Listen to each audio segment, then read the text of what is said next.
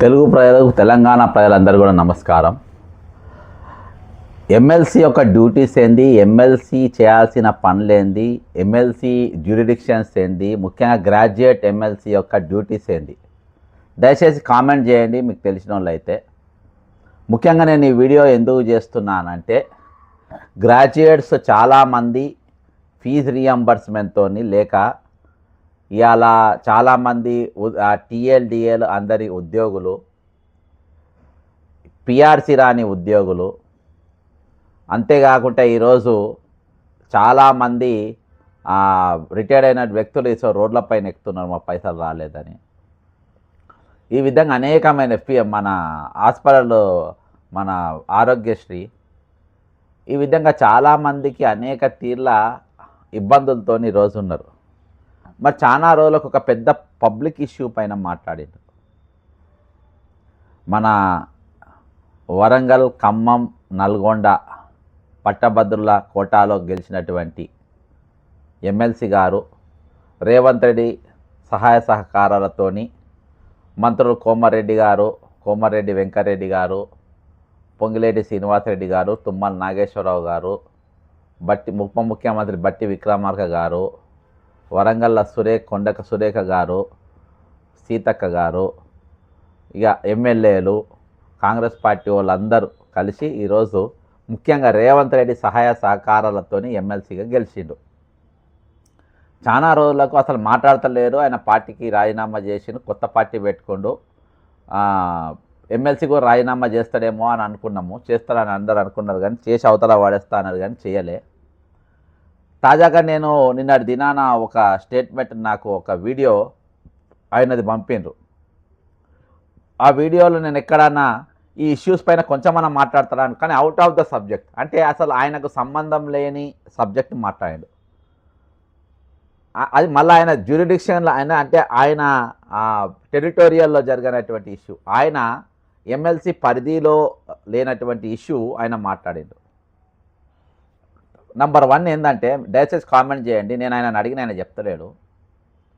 ఈరోజు ప్రభుత్వం అంటే ప్రజల జేబులకు వెళ్ళి ఎమ్మెల్సీ గారికి తీర్మానం మళ్ళీకు పైసలు పోతున్నాయి, జీతం పడుతుంది. నంబర్ 1, ప్రజల పైసలతోని ప్రజల దానితోని ఆయనకు సెక్యూరిటీ పెట్టిరు. నంబర్ 2, నంబర్ 3, ఆయన ఎమ్మెల్యే క్వార్టర్స్ తీసుకుంటూ లేదో తెలియదు, కానీ ఆయనకు ఎమ్మెల్యే క్వార్టర్స్ కూడా ఇస్తారు, ఆయనకు పిఏని ఇస్తారు. అంతేకాకుండా ఈరోజు డీజిల్ అలవెన్స్, పెట్రోల్ అలవెన్స్ అన్నీ కూడా సమస్తం ఆయనకు, గన్మెన్లు అన్నీ కూడా ఆయనకు సమకూరినాయి. ఓకేనా? ఇవన్నీ ఎవరి కోసం? పబ్లిక్ కోసం పనిచేయాలి. తెల్లాలేసే 24/7 నువ్వు పండుకోవాలి, లేవాలి, పర్సనల్ పనులు చూసుకోవాలి. దాని తర్వాత నువ్వు చేయాల్సిన పని డ్యూటీ ఏంటంటే, ఇంకా 3 జిల్లాలు, 3 పెద్ద జిల్లాలు అవి పక్కన పెట్టేసి నిన్నటి దినాన కోమారెడ్డి వెంకరెడ్డి గారిని గెలవనికి రిటైర్డ్ ఎంప్లాయీస్ పోతే గన్మెన్లు ఈడ్చి అవతల పడేసిండ్రు. వాళ్ళు ధర్నా చేయనీకి పోలేదు, రాస్తారోకో చేయనీకి పోలేదు, లేకుంటే ఇంకేదో చేయనీకి పోలేదు, ఈడ్చి అవతల పడేసిండ్రు. అది నీ పరిధిలో జరిగింది, దాన్ని నువ్వు ఖండించవు, దాని గురించి మాట్లాడాడు.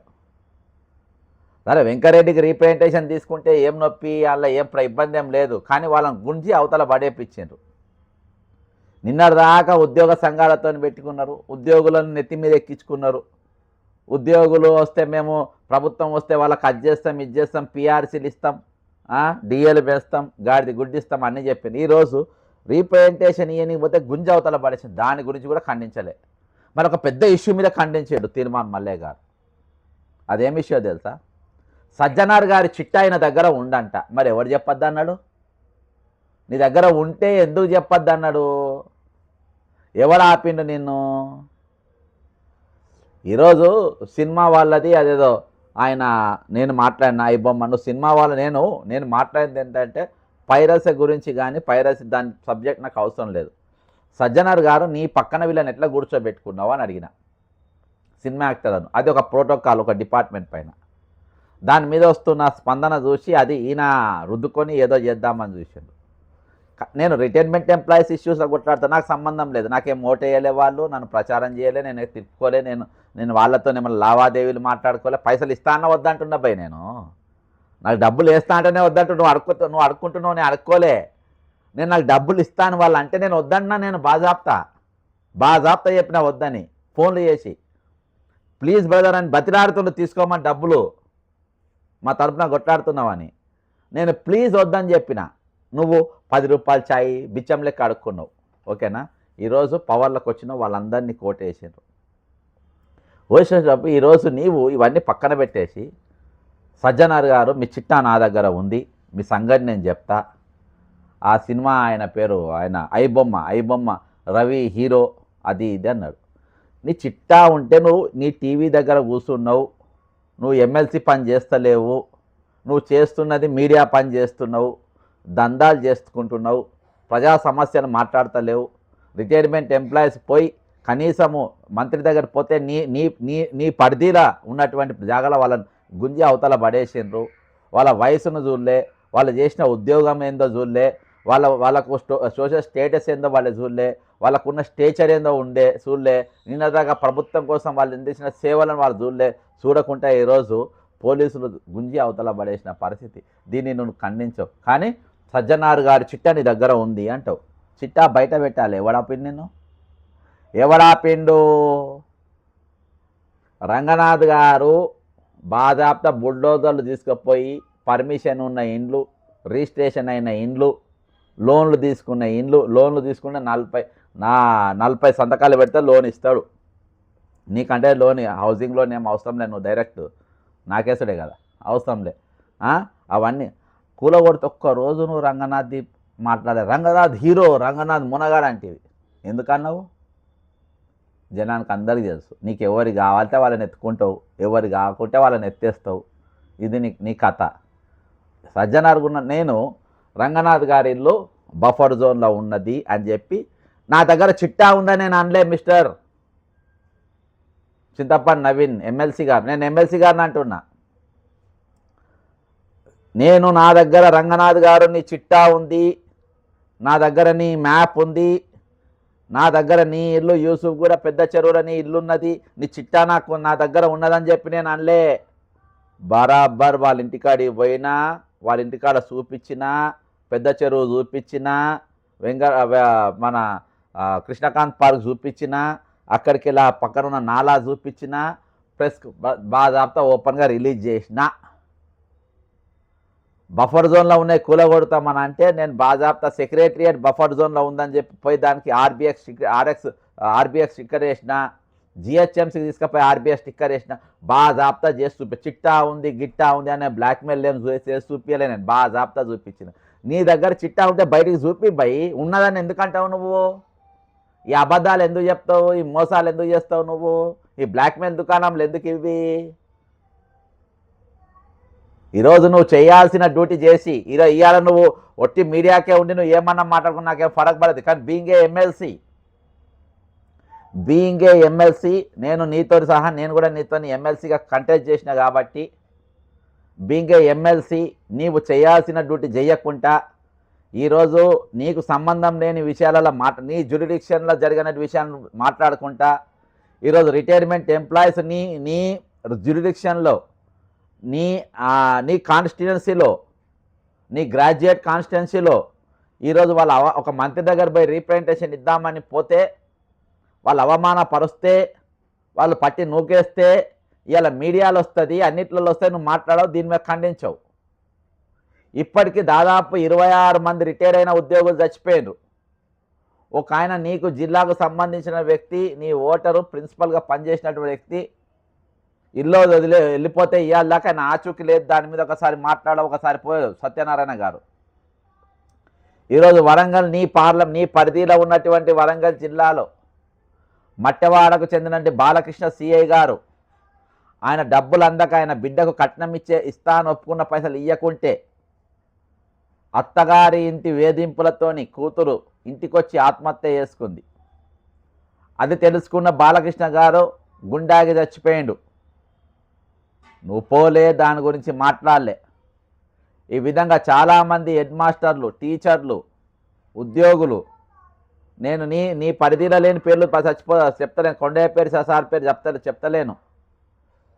ఇవాళ నీ దగ్గర చచ్చిపోయిన వాళ్ళ పేర్లు కూడా నువ్వు మాట్లాడతలేవు, వాళ్ళ గురించి ఎత్తుతలేవు.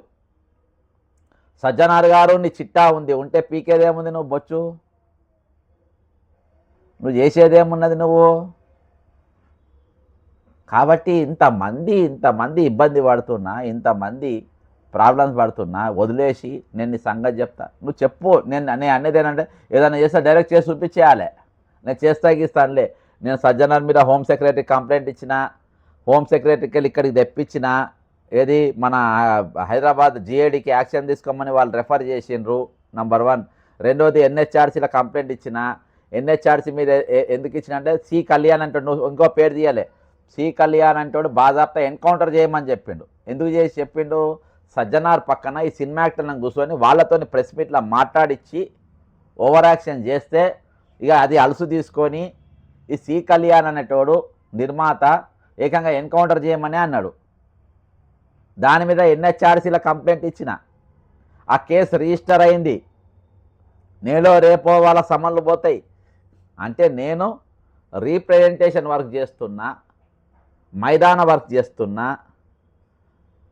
ఛానళ్ళల్లో మాట్లాడుతున్నా, రోడ్లపైన పోయి మళ్ళీ దానిపైన నిరసన తెలుపుతున్నా, ధర్నాలలో పాల్గొంటున్నా, ప్లస్ రెగ్యులర్గా వాళ్ళతో మాట్లాడుతున్నా, ప్రభుత్వం పైన ఒత్తిడి చేస్తున్నా, దానికి కావాల్సిన ప్రూఫ్లు గ్యాదర్ చేస్తున్నా.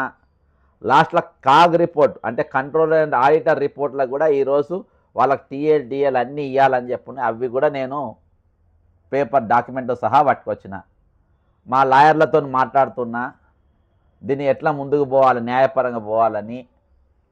Beside then I'm not a MLC, I'm not a MLA, I'm not a union leader, I'm not a political leader. నాకు దేనితో సంబంధాలు లేవు, ఏ పార్టీలతో సంబంధాలు లేవు. అయినా కానీ మానవత్వంతో చెప్పని పైసలకు కూడా కాదు, వాళ్ళు ఇస్తా అన్నా వద్దన్నా నా స్వార్థం ఏమైనా కనబడదు? ఎక్కడ కనవాలి? నా డ్యూటీ అది కాదు. నీ డ్యూటీకి తప్పించుకుంటావు, దొరకవు, ఒకటే ఒక పాయింట్ పట్టుకుంటావు. అది నీ జ్యూరిడిక్షన్ కాని సబ్జెక్టు, నీకు సంబంధం లేని సబ్జెక్టు నువ్వు మాట్లాడినావు. నేను అనే పాయింట్ ఏంటంటే చిట్టా ఉంటే బయట పెట్టాలి. చిట్టా ఉందని ఎందుకు బ్లాక్మెయిల్ చేసే ప్రయత్నం చేస్తున్నావు? ఇది బ్లాక్మెయిలే అంటారు. ఇయాల్టికి నువ్వు అడుక్కుని నేను ఇస్తాన్న పైసలు వద్దన్నా కదా, నువ్వు ఛాయ్ పైసలు ఎన్ని వచ్చినా చెప్పినావా? లెక్క ఎన్ని పైసలు వచ్చినా అకౌంట్ చూపించినావా? బ్యాలెన్స్ షీట్ రిలీజ్ చేసినావా? ఇయాల్టి వరకు చేయలేదు. ఎందుకంటే ఈరోజు జనాన్ని మోసం చేసేవాడు ఎవడైనా, జనాన్ని ఈరోజు అందులో బీసీలు లేరా? ఉన్నారు. కాబట్టి వీళ్ళు ఎవరి గురించి మాట్లాడరు. ఖచ్చితంగా దీనిపైన కామెంట్ చేయండి. ఒకవేళ నేను దీని గురించి ఈ సబ్జెక్ట్ మాట్లాడడం తప్పైతే అది కూడా కామెంట్ చేయండి. ఖచ్చితంగా రిటైర్మెంట్ పైసల గురించి, వాళ్ళకి రావాల్సిన డబ్బు, వాళ్ళ హక్కుల గురించి ఖచ్చితంగా మేము మాట్లాడతాం, మేము కొట్లాడతాం. తెలంగాణలో దోపిడీ గురవుతున్న ప్రతి వర్గం తరపున మేము నిలబడతాం. జై తెలంగాణ, అమరవీరులకు జోహార్లు.